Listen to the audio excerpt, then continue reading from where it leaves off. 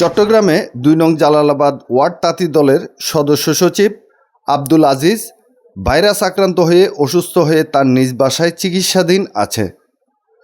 সংবাদ পেয়ে শত ব্যস্ততার মাঝেও চট্টগ্রাম মহানগর তাঁতি দলের নেতৃবৃন্দরা খোঁজ খবর নিতে তার বাসায় আসেন ও আর্থিক সহযোগিতা করেন।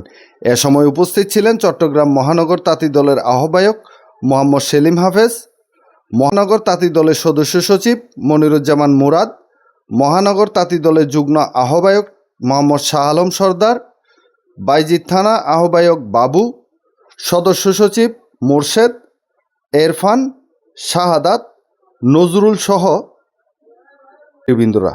আমাকে দেখতে পাচ্ছেন, তাদেরকে ধন্যবাদ দিলাম। তারা যেন সবাই এরকম সবসময় পাশে থাকতে পারে, তাই আমি কামনা করছি। কিছু কিছু মানুষ আছে টাকার জন্য রাজনীতি, আমরা টাকার জন্য রাজনীতি করি না, আমরা ভালোবাসার জন্য রাজনীতি করি।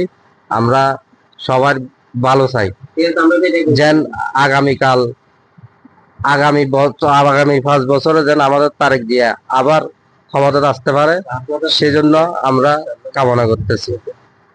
উনি যাতে অতি শিগগির সুস্থ হয়ে আমাদের মাঝে ফিরে আসেন এবং উনি যেন আল্লাহর কাছে আমরা দোয়া করি, তাতে যেন পক্ষ থেকে সকলে মিলিয়ে আমরা 15টা থানা 47টি ওয়ার্ডের পক্ষ থেকে ওনার দোয়া কামনা করি এবং উনি অতি শিগগির সুস্থ হয়ে আমাদের মাঝে ফিরে আসবেন। যে কোনো তাতে যেন কোনো সদস্য বা অসুস্থ এবং কোনো বিপদ আপদ থাকলে আমরা চট্টগ্রাম মহানগরের ইনশাআল্লাহ পাশে থাকবো। আগের জাতীয়তাবাদী তাঁতি দলের মহানগরের সেলিম ভাই এবং সদস্য সচিব মুরাদ ভাই যারা এসেছে তাদেরকে আমার তাঁতি দলের পক্ষ থেকে এবং বাইজিৎ থানা এবং ২ নং জালালাবাদের ওয়ার্ডের পক্ষ থেকে অভিনন্দন এবং শুভেচ্ছা। তারা আসছে যে তাদেরকে জানাই কৃতজ্ঞতা জ্ঞাপন করছি। ইকবাল হোসেন, হৃদয় ৭১।